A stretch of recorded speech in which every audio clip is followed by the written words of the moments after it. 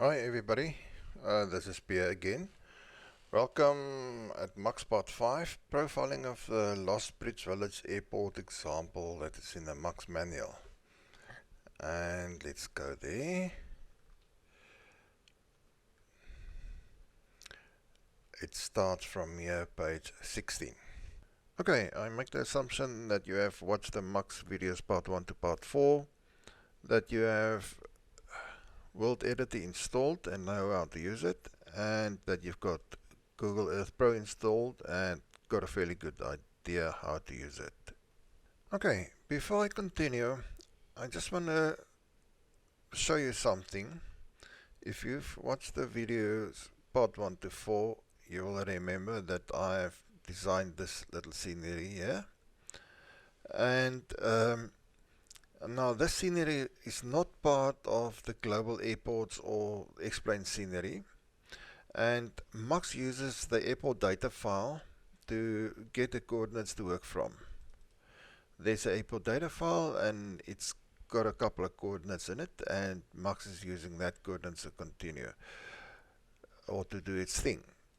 Now what we are going to do now is we're going to use Lost Bridge Village that is part of the explain default scenery, and the airport data file resides in global airports Earth nav data in the custom scenery, and we're going to work from that airport data file. So I'm not going to import anything into World Editor. We're going to work directly from that airport data file. Okay, let's go and start MUX. When you install MUX for the first time, it will have pre-configured text boxes. I'll show you now. Let me open up this MUX window. I call this a master window, and this is a MUX setup window.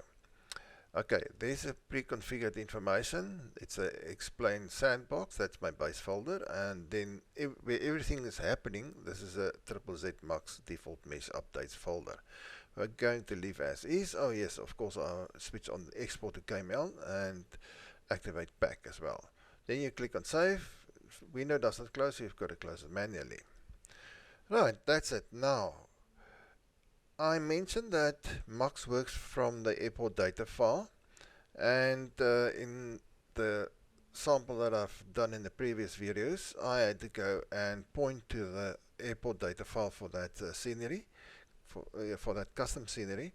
And in this case, we're going to use the global airports Earth nav data that resides in the custom scenery. There it is, global airports, the one I just showed you. There, we're going to work from that one. Okay, just a word of warning. MUX doesn't really modify any mesh files, but it does modify this airport data file by commenting out airports that have the always flatten option on. But before it's doing so, it will create a backup of that airport data file, and it will keep on doing so until you want to revert back to the original, and that is why I made a backup copy of the original airport data file. So just be warned. Okay, before you want to modify the mesh of an airport or area, first go and have a look how it looks like in Google Earth. And in this case, we're going to Lost Bridge Village, and we're going to have a look at the profile of the runway. Okay, let's zoom in to the runway. There is the runway. Let me show you the 3D version of the runway. I press on the scroll wheel and I pull the mouse back. And let's zoom into the runway, and you see there is quite an anomaly in the runway. Normally it does not look like this, but we're going to use MUX to profile the runway very nicely and try to remove this anomaly. Okay, let us reset this 3D view. Reset, tilt and compass, and let's zoom out. Okay, what I'm going to do now is I'm going to draw a line on the runway, and then we can have a look at the profile of the runway. Okay, I use the path tool. I click on the path tool, I give it a name. Let's say runway. Runway. And you get this cursor, and I'm gonna take it from there, and you move with the cursor keys, and let's zoom in, and I'm gonna put it down here, and then I can refine the line using those points.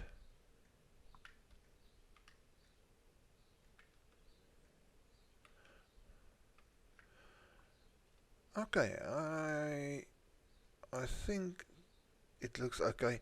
Why I'm doing this? Because we're going to work on this area as well. So let's save it. Right, now you go to this runway entry, you right click, and you show the elevation profile. Okay, you will see it is in meters. We use meters in this case because MUXP is using meters. So now first you can see the lowest point is 430 meters above sea level, that's elevation. 441 is the average and 451 is the max. So there's a 451, there's a 430, and the average is 441. Okay, there it is, 441. Remember this 441 because when we get to the airport, and you will see the always flatten on the elevation is 438.9, I think. So, but this gives you a fairly good idea how the Google Earth mesh looks like, and of course there's no runway that looks like this, so we're going to create a nice curvature over this anomaly back to this area here where the runway starts. Okay, let's close this down. I'm not going to close down Google Earth, and before we MUXP this airport or the scenery, let's open up X-Plane and have a look how it looks like in the default scenery with the default X-Plane mesh. Okay, this scenery was built with the always flatten on switched on, and let's get out of the aircraft. Let's go up, up, up, up, and you will see there's a huge flat area that always points to north, and have a look here. I'm just going to move over here quickly. Let's fly here. And there you will see there's a massive anomaly that has been caused by the always flatten on. Now what we're going to do is we're going to flatten this runway first just to see if everything is working fine. The same as on the side as well. Let me move here quickly. Okay, there you see the same issue. Let's get in the aircraft and let's get out quickly. But the runway is flat, so you can use this runway. I'm going to edit that airport file, and then we're going to restart X-Plane again. Okay, I'm here at X-Plane Custom Scenery, Global Airports, Earth Nav Data, and the airport.dot file. I'm going to open it, and be very careful if you work with these files, because if you mess it up, your system will probably crash. Okay, I know it by heart, but you can do it the same as I'm going to do. I'm just going to say Control F to find, and it's XK0038.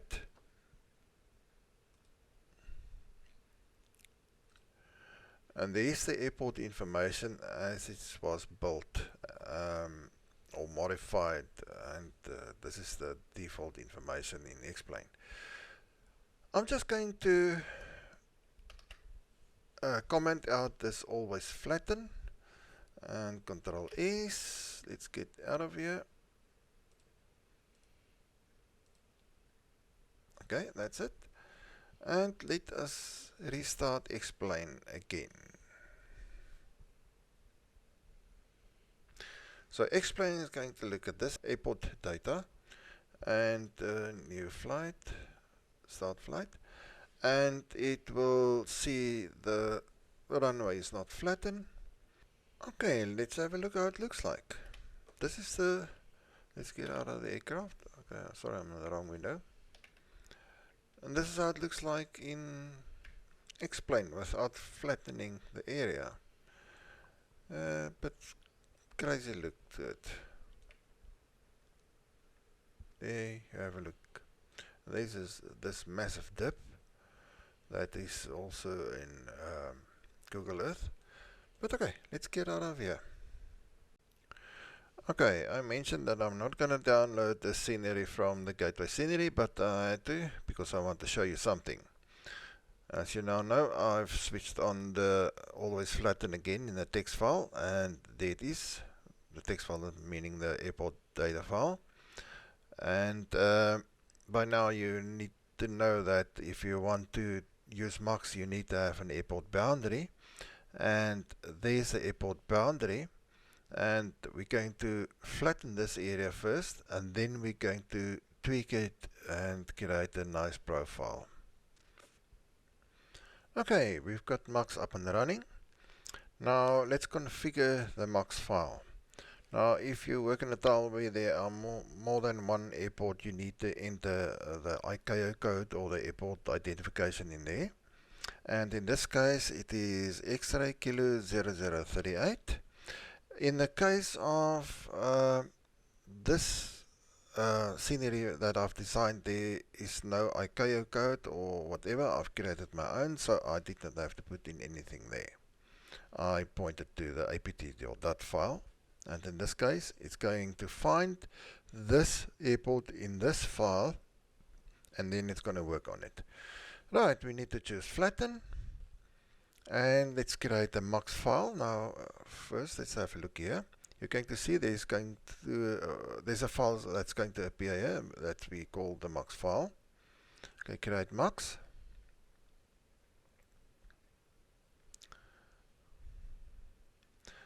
Okay, at the bottom here in the MUXP configuration, finish successful writing this MUXP file. Okay, let's have a look at this MUXP file before we continue. Double click on this file. And this is how it looks like. The airport ID, description, flattening of Lost Bridge Village. Okay, we can do that later. That's a tile we are using. This is a boundary box around the whole scenery that MUXP is using. This is the airport boundary coordinates, and this is the runway coordinates. And you remember I said the elevation in Google Earth said 441. This one is 439. Oh yeah, I did not show you in the always flatten. It was 438.9. Okay, let's close this down. We are now ready to MUXP this scenery or this runway into a flat runway. We go to the master window. We're going to click on select, choose the MUXP file. You can see it's got the ID with it. Open it. And then when I'm going to click on start MUXP, you're going to get a couple of errors or warning notes. Not errors really, warning notes. And I'll explain it when it pops up. Okay, I'm going to click on start MUXP and hopefully the magic will work.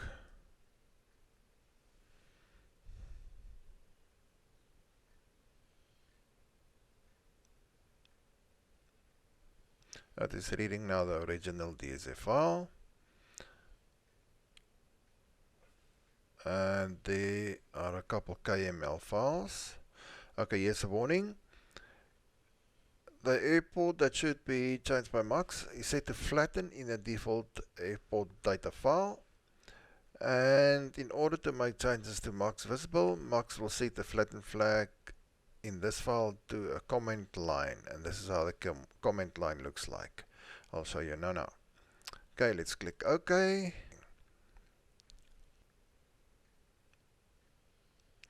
Okay, now it gives you a warning about the scenery packs.ini file. I'll show you this. And everything is completed. First, let's have a look at the scenery packs.ini file. You can see MUXP is make backups of the scenery pack.ini file. And this is how it looks like. and it creates an entry at the bottom of all the other scenery files because it has to be at the bottom. Right, so it's in the correct position. If it's not in the correct position, this line, sometimes it pops up on top of here, then you cut it and paste it down here, not copy and paste. Okay, let's close this down. There you are. Right, now, before we have a look at the runway, let's have a look how it looks like in Google. Okay, let's double click on this file. It opens up Google Earth. Okay, this is how it looks like. Personally, I do not know too much about it, but this seems to me very high point and this seems to me very low point water level. So, but I'll learn that on another day. Right, let's get out of the aircraft. There you have it, a perfectly flat runway with perfectly flat turning area. Let's fly down the runway with flat parking spaces and a flat hangar area. But if I go higher, you will see the countryside is a bit curved and the water normally here is gone, as well as on this side. Now we know that the runway's got a bit of a dip in here, so if we're going to profile the runway, these areas will not be so flat anymore, and we're going to fix that, and we're going to fix that area as well. Let's go down the runway again, and there's a couple of other anomalies like this, and we're going to see if we can get rid of it. Okay, that concludes now the part of how to flatten this runway, and from here onwards we're going to continue working with this system or with MUX using the MUX commands that is in the manual. Let me show you quickly. Let's go to,